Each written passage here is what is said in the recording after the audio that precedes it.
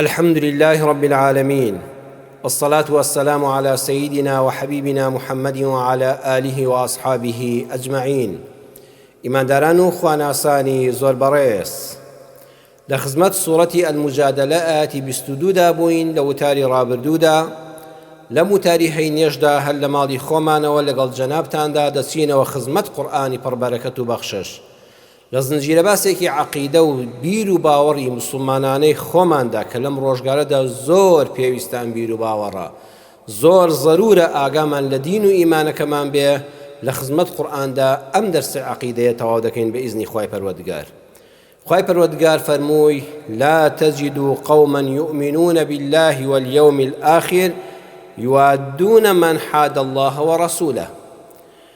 هەرگیز و هەرگیز دەست ناکەوێ لەم سەرزەویەدا کەسێکت دەست ناکەوێ ئیمانداری ڕاستەقینە بێ بە ئەڵڵا سوبحانەه وتەعالا، ڕاستەقینە ئیماندار بێ بە ئەڵڵا، هاوبەشی بۆ بڕیار نەدابێ،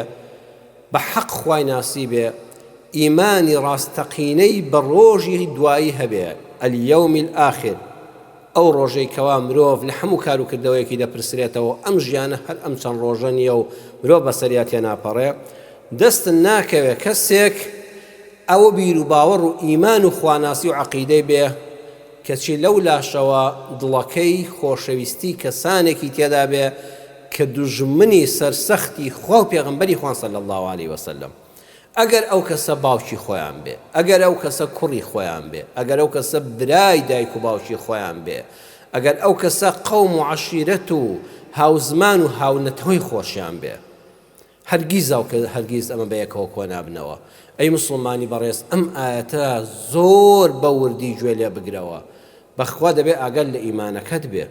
یەکیان لا دەبە ئەم دڵت پڕ بێ لە خۆشەویستی دوژمنانی خوا و پێغەمبەر صلی الله علیه وسلم، بەخوا ئیمانەکەی بەخوا بە ڕۆژی قیامەت دەڕاتە دەرەوە، یەکیان وا ڕاودەنێ وەکو تاریکی و ڕووناکی، کە ڕووناکی ڕۆژ هەیە ئێستا، تاریکی شەوت چاولێ نییە، بەخوا کە ئێوارە خۆر ئاوا بوو تاریکی هات ڕووناکی خۆر نییە، یەکیان پاڵ پێوە دەنێ، بۆیە ئاگاد لێ بێ دڵەکەت ئیمانەکەی لەدەست نەدا و نەڕواتە دەرەوە. لێرەدا پرسیارێک بۆ ژیانی ئێمەی مسلمان لەسەر زەویدا دروست دەبێ، ئەی ئەگەر کافرێک دژایەتی ئیسلامی نەدەکرد ئێمە چی بکەین بەرامبەری؟ لە وڵامدا دەڵێن ئەگەر ئەو کەسەکەوە کافرە بێباوەڕە یان ئاینێکی هەیە غەیری ئاینی ئیسلام، یان هیچ بیر و باوەڕێکی نییە، ئەڵێ بڕۆم بە هیچ ئاین و بەرنامەیەک نییە، بەڵام دژایەتی ئەهلی ئیسلام ناکە، ئەم کەسە باوکتە دایکتە، لە ماڵەوە بۆ خۆی دانیشتۆ خەریکی بتپەرستی خۆیەتی، خەریکی بیر و باوەڕێکی غەیرە موسڵمانەتی خۆی پێڕەو دەکا لەسەر ئاینێکە کە پێچەوانەی ئاینی حەقی ئیسلامی تۆیە، ئالەم کاتەدا دەبێت ڕێزی دایک و باوکت بگری. ئیبراهیم سەلامی خوای پەروەردگاری لەسەر بێ بە باوکی دەڵێ کە بتپەرست بووە و بتتاشیش بووە، پێی دەڵێ یا ئەبەتی، پێی ناڵێ یا ئەبی، باوکە، پێی دەڵێ یا ئەبەتی، ئەی باوکی بەڕێز و خۆشەویستم. ئەگەر دایک و باوکت فەرمانیان پێکردی وتیان ڕۆڵە گیان واز لە ئیسلامەتی بێنە، وەرە وەکو ئێمە ببەستە، وەرە بۆ فڵان بارەگا بە کۆیلا، وەرە لەسەر ڕێبازی خوا و پێغەمبەر مەبە صلی الله علیه وسلم، بەس لەوەدا بە قسەیان مەکە.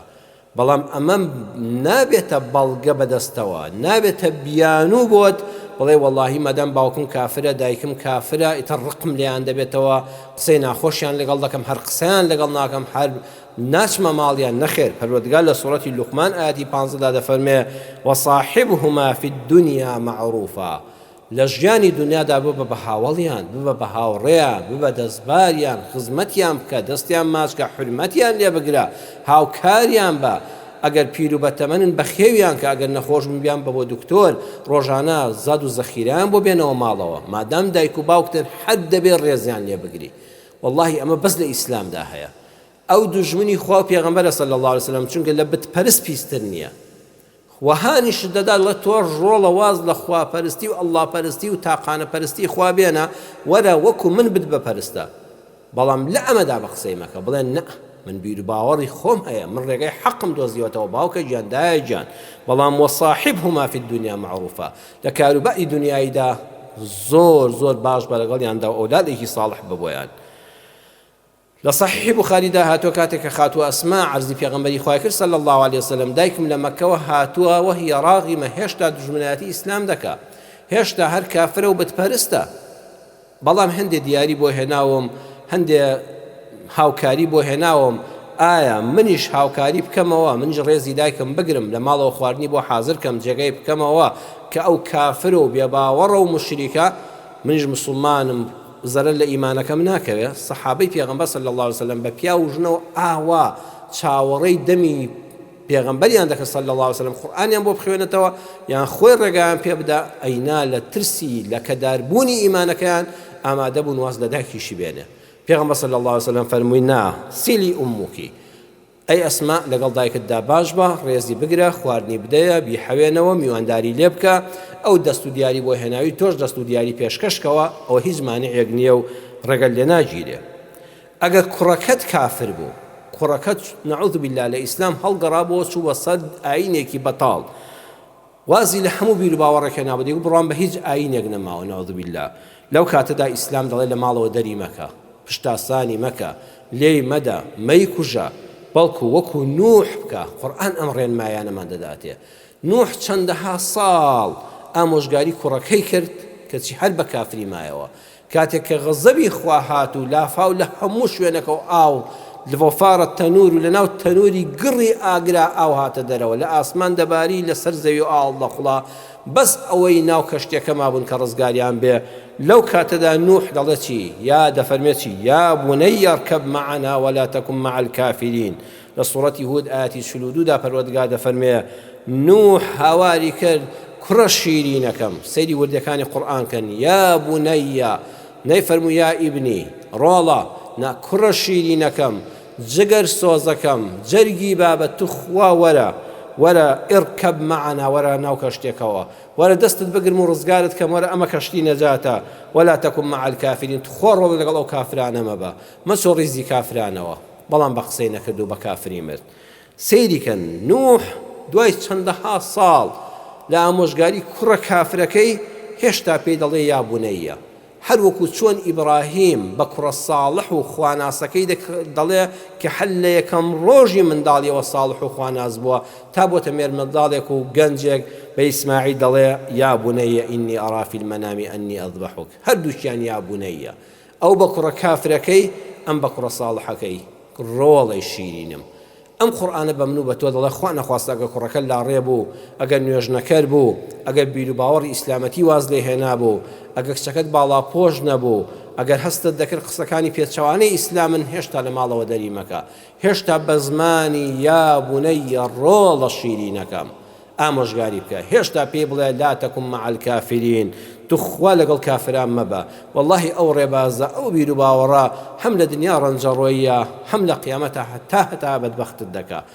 بەڵام لە ماڵ مەیکە دەرەوە بەڵام دەنگی لێدا مەبڕە بەڵام قسەی ناشیرینی پێ مەڵێ بەڵام مەڵێ لە ئەولادایەتی بێبەریت دەکەم مادام دژایەتی خوا پێغەمبەر ناکە صلی الله علیه وسلم و بۆ خۆی بیر و باوەڕێکی غەیری ئیسلامی هەیە تۆ هەر بە یا بونەیە لەگەڵ یا بدوێ هەر ڕۆڵە شیرینەکەم بە ئەگەر کافرێک ویستی لە ئیسلام بگات مسلمانان دەبێت ئەمن و ئەمانی بدەنێ دەوڵەتێکەیە مسلمانان سەرپەرشتی دەکەن کافرێک خوێندەوارێکە بیرمەندێکە لێکۆڵەرێکە توێژەرێکە داوا لە مسلمانان دەکا دەڵێ دێمە ناوتانەوە دەمەوێت لە ئیسلام تێبگەم قورئانی پڕبەرەکەت و بەخشە لە سوڕەتی ئەتەوبەدا ڕێنماییمان دەکات چی بەرامبەر بکەین دەفەرمێ وإن أحد من المشركين استجارك فأجره حتى يسمع كلام الله ئەگەر یەکێک لە کافرەکان لە بتپەرستەکان لە خوانەناسەکان داوای کرد وتی دێم و لەبارەی ئیسلامەوە قسەم بۆ بکەن فەئەجیرهو ڕێگەی بدەن ئەمن و ئەمانی بۆ دابینکەن ڕێگەی بدەن زۆر بە حورمەتەوە پێشوازی لێ بکەن و تێل و شوێنی مانەوەی بۆ دابینکەن ڕۆژانە لەگەڵی دانیشن حتى يسمع سەیری وردی و شەکانی قورئانکەن هەموو جا عەرزی جەنابتان دەکەم بیرخۆم و ئێوەی دێنمەوە لەسەر وشە بە وشەی قورئانەکە بوەست حتى يسمع پێی بڵێن وەرە بە گوێی خۆت ببیستە والله ئەوەی بۆ تۆ باس کراوە ئەوەی بۆ تۆ باس کراوە لە زمانی دوژمنانی ئیسلامەوە باس کراوە وەرە گوێی خۆتدا مەخە وەرە بە گوێی خەڵک مەبیستە ئەی بێباوەڕ حتى يسمع حتى بە گوێی خۆت کەلامی خوا دەبیستی چیشی بۆ باسکەین حتى يسمع كلام الله كلامش بەڕێزان سەیری وردەکانی قورئان گەن دووبارە كلامە جەمعی کەثرەیە یعنی قورئانی زۆر بۆ بخوێننەوە مەڵێ والله قورئان بەس سوڕەتی العەصر دەوێ ئەوەندەت بەسە ئەگەر ئیمان نەهێنی با کاتی خۆمە لەگەڵا بەسەر نەبین والله يقول هو الله أحد وتوحيد بسته بروات بينه به هیچ تر بۆ باز ناکەم نا كلام الله زۆری قورئان بۆ بخوێننەوە ئەمجا بەس كلام اللهش مەچۆ مێژووی بۆ مەخوێنەوە فلان خەلیفە وابوو فلان شەڕەوا ڕوویدا و فلان کەس وای کت و فلان کەس وا چوو ئێمە وابووین و مەسیحیەکان وابوون بتپەرستەکان وابوون ئەبوو جەهل وا کوژران نەبابە حتى يسمع كلام الله بس قورئانی بۆ بخوێنەوە بس قورئان ئەمە مای هیدایەتە بەڵام گوتی بڕوا ناهێنم ماوەیەکی زۆر مایەوە بەچی دەزانین ماوەیەکی زۆر مایەوە لە ناو موسڵمانەدا ثم دوای ماوەیەکی زۆر وتی نەخێر من بیر و باوەڕی خۆم ناگۆڕم وڵی نەگەیشتمە قەناعەت کە ئەمە کەلامی خوا بێ نەعوذ بالله نەگەیشتمە قەناعەت کە ئەڵڵا هەبێ و خالقی ئەرز و ئاسمان و من و مرۆڤایەتی بێ ئەبلەغه مەئمەنەه موسڵمانان بەڕێز و حورمەتەوە دەیگەێننەوە وڵاتی کافری خۆیان و بە سەلامەتی دەیگەێننەوە شوێنی خۆیان ذلك بأنهم قوم لا يعلمون عزريشي بوانينينوا والله أما نزانا والله خراب پروردكرا ولا مناليا ناحزاني إسلام جوان أو داو بدجاتي إسلام أما نزانا أقل نزان نبوها دبوها كلامك إخوة قوري قبول كدايا أم بيرو باور مسلمانيتيا أم تيقشني إسلام بو آزادي بيرو باور مروف والله لحيش شويني كتري دنيا دا دزناك غير إسلام وقرآنك إخوة ما النبي بەڵێ مسلمانەتی بەڕێزان هەر قسە نییە مسلمانەتی و ئیمانداری هەڵوێست و کردارە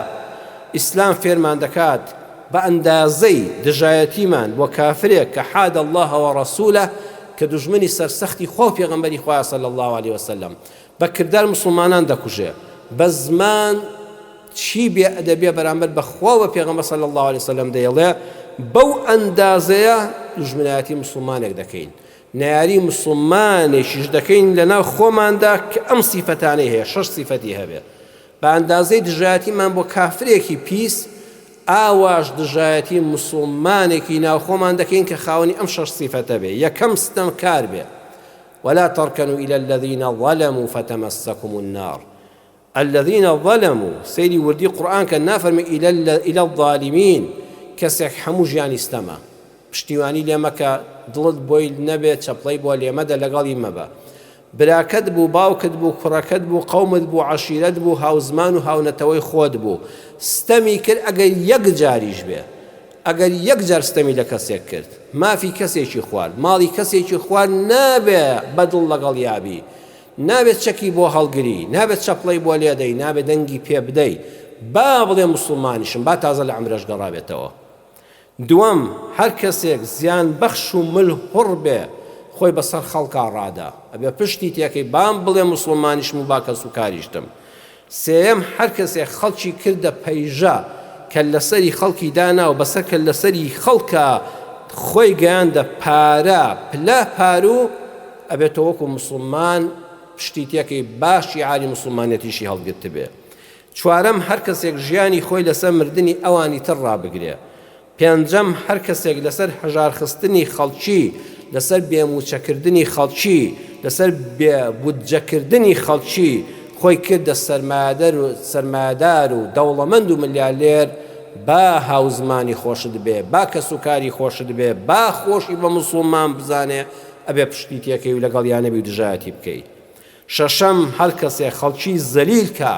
تا لوتی خۆی لە ئاسمان بێ دەبێ ئێمەش دژایەتی بکەین و ئەو لوتە بەرزەی پێشۆڕکەینەوە بۆ خوارەوە شعاری ئێمەی موسڵمان ئەوەیە الدەولەة تەدوم مع الكفر ولا يدوم مع الظلم والله خوای پەروەردگار پشتیوانی دەوڵەتێک دەکات لە دنیادا دەیهێڵێتەوە حسابی بۆ قیامەتە لەسەر کافریەتەکەی مادام دادپەروەرە الدەولەة تەدوم مع الكفر دەوڵەتەکە کافرە بەڵام چونکە دادپەروەرە لەگەڵ هاوڵاتیانی خۆیدا خوا ئەو دەوڵەتی دێڵێتەوە بەڵام دەوڵەتەکە مسلمانە و سەرۆکەکەی مسلمانە و هاوڵاتیانی مسلمانن چونکە زاڵمە و ستەمکارە و مافخۆری گەل و میلەتەکەی و غەشیان لێ دەکا خۆی گەورە و دەسەڵاتە بە ناخی زەویدا وەکو قاڕون و فرعون لەناو دەبا و ڕەحمیان پێ ناکە با شیعاری ئیسلامەتیشیان هەڵگرت بێ. بۆیە زانای پایەبەرزی ئیسلام دکتۆر محەممەد ڕاتب نابلوسی کتێبێکی هەیە تقریبا لە نامیکەیە گەورەترە پێ دەڵێن ئەڕەوائع لە لاپەڕەست چلدا ئەڕەوائع وازانم لە ناوەندی ڕێنوێن کراوە بە کوردی بە ناونیشانی ناوازەکان مامۆستای وەرجێڕی بەتوانە مامۆستا محەممەد حەمەمیزا کردوێتی بە کوردی دەتوان ئێوە لە کوردیەکەشە بیخوێننەوە. لە کتێبی ئەڕەوائع نابلوسی دکتۆر نابلوسی لە لاپەڕەی چلا دەفەرمێ ئەینە دینوک ئەینە دینوک دینی تۆ لە کوێدا دەردەکەوێ تۆ مسلمانیەتەکە لە کوێدا دەردەکەوێ دەفەرمێ الدین ليس في المسجد فحسب بەخوا دینداری خواناسی تەنها لە مزگەوتا دەست ناکەوێ هەر ئەوەندە ئێمە ڕۆژانە لە نوێژی جەماعەت و لەم جومعانەدا یەکتر دەبینین بەخوا دینداریەکە هەر ئەوە نییە مزگەوت شوێنی فێربوونی ئاینی ئیسلامە تۆ دەیتە وتاری جومعە دەیتە ڕۆژی جومعە بەشداری خوتبە دەکەی لە نوێژی جەماعەتەکاندا بەشداری دەکەی لە کۆڕ و مۆعیزەکانی مامۆستای مزگەوتا بەشداری دەکەی ئەمە بەس دەرسەکەت دەداتێ بەس فێری ئاینی ئیسلامت دەکا بەڵکو دەفەرمێت دینوکە فی مەکتەبیک دینەکەت وا لە نووسینگەکەتدایە ئەو عەقاراتی کە کڕین و فرۆشتن بە خان و زەویەوە دەکەی ئەو مەکتەبەی کەوا کڕین و فرۆشتن بە ئۆتۆمبیلەوە دەکەی ئەوەی کە کاڵای بازرگانی دێنی دینەکەی تۆ وا لەوێدا دەردەکەوێت وا لە نووسینگەکەتدایە دینوکە فی دوکانێک دینەکە لە دوکانەکەتە لە مارکێتەکەتایە دینوکە فی بەیعیکە وەشەڕائیک بەخوا لە کاتی کڕین و فرۆشتنەکە دەرەکەوێ تۆ ئیماندارێکی ڕاستەقینەی یان هەر بە تەسکەرە و ناسنامە مسلمانی دینوکە فی سەناعەتیکە تۆ پیشەگەرێکی ئاسنگەری دارتاشی بەرگدروی کرێکارێکی وەستایەکی دیواری وەستایەکی دیکۆراتی کەسەکە سەروەت و سامانەکەی خستۆتە بەردەستی تۆ متمانەی پێتە ئەگەر ئیشەکەی کە دەیکەی وابزانی بۆ ماڵی خۆت و ماڵ و منداڵی خۆت و خانووی خۆت و بەرگی لەشی خۆتی دەکەی چۆن بۆ خۆت بەدڵسۆزی دەکەی بۆ ماڵی خۆت ئاواش بۆ خەڵکت کرد وەڵای تۆ ئیمانداری وەڵا ئیمانەکە لە سنعەتەکەتا دەردەکەوێ بەڵام فەرقی ئەم و ئەوت کردو زانیت نایناسی یان نازانێ یان داماوە یان فەقیر حاڵە یان ئاگای لە بازاڕ نییە دەستت بڕی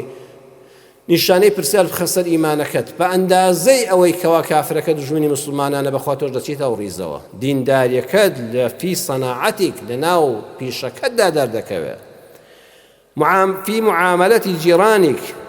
دينك في معاملة جيرانك دينكي تو لهالسوكوت لەگەڵ دراوسەکانت دادەردەکەوێ دراوسێ وهەیە بەداخەوە ڕێزمێ بۆ ڕووی جەنابتان ڕۆژ تاوەرە چاودێری دراوسەکەی دەکا داخۆ شێمیوانی بوو ئەو سارێ بۆ لەبەر دەرگا بوو ئەم شەوچێ لە ماڵتان بوو ئەوە چیتان کڕی ئەوە چیتان گۆڕی بە پرسیارە شەخصیەکان یەک ڕۆژ لە ماڵ نەبێت لەکوێ بوون بۆچی چووی چیت کڕی چیت بەدەستەوە بوو خەریکی چی مامەڵی چی دەکەی بە منداڵە عەجوولەکانی کە تانی وەشەو لە کۆڵانە جرت و فرت و ماتۆڕ و پاسکیل و تۆپێن و ئەمانە دەکا ئەم دراوسەیە فەقیرە زۆر ناڕەحەتەکە چی وەختی ئەزانی واز جەنابیشی لە مزگەوت دێتەوە وەڵا ئەمە دووەم عومرەیەتی لەم ساڵە بیکە بابە دینوکە فی معاملەتی جیرانێک بەخوا بە دراوسەکە شاهیدی بۆ بدا کە تۆ ئیماندارێکی بە حەق و ڕاستیان نا دینوکە فی بەیتێک دینەکە دوا لە ناو ماڵەکەتدایە بزان لەگەڵ ماڵ و مناڵەکە تا چۆنی وەکو پیاو جەنابەت خاتونی بەڕێز ڕۆژ تاوارە تەزبیحت بەدەستەوە تەزبیحات دەکەی ئەگەر زەردەخەنەیەکی جوان بەڕووی مێردەکەتان نەکەی ئەگەر دڵی خۆش نەکەی ئەگەر بە دڵی خۆی خواردنێکی بۆ ئامادە نەکەی ئەگەر مافە شەرعیەکانی وەکو پێویست و لە توانادا بۆ جێبەجێ نەکەی تەزبیحاتەکەی دەستت سوودێکت پێ ناگەێنێ دینوکە فی بەیتێک لە ناو ماڵی خۆتایە لە ناو هاوسەرەکەی خۆت و منداڵەکانی خۆتا ڕەنگ دەداتەوە دینەکە لەوەیە دەرەکەوێت کچەکەت بە شووداوە کێشەی هەیە لەگەڵ هاوسەرەکەیە بزانە دادپەروەری چۆن گوێ لە کچەکەت دەگری یەکسە بڕیار نادێ بە تاوانبارکردنی زاواکەت بانگی دەکەی وەکو کوڕی خۆدای دەنیشێنی و گوێ لە ئەویش دەگری ئەگەر عەدالەت بووی لە بەینیاندا و چۆن دیفاع لە کچەکەت دەکەی ئاواش دیفاع لە حەقی زاواکەت کرد وەڵڵی تۆ ئیمانداری لە تەفسیری قورتوبیدا لە لاپەڕەی لە بەرگی دەدا لە لاپەڕەی 248 ئەم دیێڕە جوانم بەرچاوکەوت کە دەفەرمێ كان طاووس يرى السعي على الأخوات أفضل من الجهاد في سبيل الله. لتفسير قرطبي لا دەفەرمێ ئیمامی طاووس ڕەحمەتی خوای لێبێ وای بینیوە وا تێگەیشتووە کە ئەو کەسەی کەوا کوڕێکە چەند خوشکی هەن لە ماڵەوە شویان بۆ نەکراوە بە قەدراتی خوا لە ماڵەوە ماونەوە ئەتەمەنێکیان بەڕێ کردووە ئەم کوڕە مەردانە قۆڵی لێ هەڵماڵیوە کە سابەت دەکا بۆی خوشکەکانی محتاج نەبن خوشکەکانی سەر بە هەموو شوێنەکان نەکەن بوو 200,000 چاو باش خاڵێک ڕۆژ تا ئێوارە چاویان لێ هەڵتەکێنێ ڕۆژە تا ئێوارە فەرمانیان بەسەرا بکە بەخوا ئافرەت نابێ ئەمانەی پێ بکرێ ئەوە هیچ چارێک نەمێنێ ئەم کوڕە مەردانە بۆ پاراستنی حیا و حرمەتی خوشکەکانی کە سابەت دەکا لە جیاتی ئیشێک دوو ئیش دەکا لە ماڵەوە بەدەستی پڕەوە دەگەڕێتەوە بۆ لای خوشکەکانی ڕێزیان لێ دەگرێ ڕوویان ناشکێنێ ناڵێ هەموو خەڵک شووی کرد و مناڵی بوویەوە هەل لە ماڵەوەن ئەمانیان بەسەر چاودا ناداتەوە والله چاویش دەگیاڕێ کوڕێکی بەڕێ ڕزی وەکو ئەم کاکە محتەرەمانەی دەستکەوێ خۆشی ملی بگرێ و هاوکاریشی بێ بۆی خوشکەکەی بچێتە ماڵ و حاڵی خۆی بەڵام قەدەری خوا دانەمەزراومایەوە زۆر بە قەدر و حرمەتە لەگەڵ ئەم خوشکانەی دەوری باوکایەتیان بۆ دەبینێ دەفەرمێت لەولاوە جیهادی فی سەبیل الله شەڕی کافران هەبوو بەس جیهادی فەرزی عین نەبوو فەرزی کیفایە بوو واللهی سەرپەرشتی ئەم خوشکانە بەخێوکردنیان قەدر و حرمەتگرتنیان پاراستنیان لەوەی بکەونە بەردەستی گورجێک بە 200,000 تا ئێوارە لە شوێنەکە کاریان پێ بکا و چاوی خۆیان پێتێکا و قەدر و حرمەتیان بشکێنێ و فەرمانیان بەسەرا بکە ئەم خۆی 2-3 ئیش دەکا زۆر ماندووتر دەبێ لە پێناوی خوشکەکانیدا دەفەرمێ ئەمەم پێگەورەترە ئەم برایی کە سەرپەرشتی ئەم خوشکانە دەکا ئەجرەکەی لای خوا پاداشتەکەی لای خوا لەو مجاهیدی فی سەبیل الله گەورەترە کە لە شەڕی ڕاستەقینەی کافراندا بەشداری کردووە بەڵێ الدین و المعاملە دین بەڕێزان هەڵس و کەوتە العبرة بتطبيق منهج الله عبرت بەوەیە تۆ چەندە منهجەکەی خوا جێبەجێ کردووە ئەینا لە کۆتاییدا دەڵێم ئێمەی موسڵمان لەناو خۆماندا ڕێک و پێک بین مافی یەکتر نەخۆین یەکتر عەزیان نەدەین بوختان بۆ یەکتر نەکەین بەخوا کافر زەفەرمان پێ نابا بەڵام زۆر بەداخەوە ناچارم بڵێم هەندێک جار مسلمان لەدەست مسلمان هەڵدێ ڕوو لە وڵاتی کافران دەکات چونکە مسلمانەکە ئەوەندەی عەزیەت داوە با ئاگامە لە خۆمان بێ با لە ناو خۆماندا تەبابین با بگەڕێنەوە خزمەت قورئان هەر کێشەیەکمان هەیە قورئان بۆمان حەل دەکا ئاگاشمان لە ناو دڵەکەمان بێ ئەمڕۆ ڕۆژی ڕزگارکردنی ئیمانە قورئان لە سەرەتاوە باسم کرد ئاەتەکەتان بە بیرخۆم و ئەوەی دێنمەوە لا تەجیدو بەخوا دەستن ناکەوێ کەسێک ڕاستەقینە ئیمانی بەخوا و بە ڕۆژی دوایی بێ لەم دڵەیە خۆشەویستی کەسێکی تێدا بێ کە دوژمنی سەرسەختی خوا و پێغەمبەری خوا صلی الله علیه وسلم بەڵام لە تەعاملی ڕۆژانەدا ئاەتەکانی قورئان فەرموودە و ڕێبازەکەی پێغەمبەرم صلی الله علیه وسلم بۆشی کردنەوە ئومێدەوارم وتاری ئەم هەینێمان بابەتێک لە عەقیدە و لە ژیانی دنیادا سوودێکی پێگەیان دەبین یا ڕەبی خوا لێمان قبوڵ کەی یا ڕەبی خوای ئەوەی لەم وتارەدا بیستمان لە کەلامی خوا و لە ڕێبازی پێغەمبەر صلی الله علیه وسلم ببێتە کردار لە ژیانی ڕۆژانەماندا یا الله لەم ئیسلام و دینداریە باشتر شارەزامان کەی بەم ئیسلامە بەختەوەر بووین یا ڕەبی خوا بەختەوەرترمان کەی بەم ئیسلامە شیفای هەموو نەخۆشیەکانی جەستە و دڵ و دەروونمان بۆ بنێری یا ڕەبی خوا بەم ئیسلامە کورد بەختەوەرکەی یا ڕەبی خوا بەم ئیسلامە کوردستان ئاوەدان کەی بەم ئیسلامە کورد بە مافەڕەواکانی خۆی بگا لەگەڵ هەموو گەلان و میلەتان و نەتەوەکانی تردا یا ڕەبی خوا بەرەکەت و خێری ئەم ئیسلامە ببێتە مایەی ڕەحمەت بۆ هەموو جیهان و ڕۆژێک ئەم جیهانە بە عەدالەتی ئەم ئیسلامە بحێسێتەوە یا شافی الله شیفای نەخۆشەکانمان بۆ بنێری یا ڕەبی خوا دڵ بە خەمەکانمان دڵخۆشکەی گرفتارەکانمان ڕزگارکەی ڕەحم بە حاڵی هەموو لایەکمان بکەی آمین آمین آمین والحمد لله رب العالمين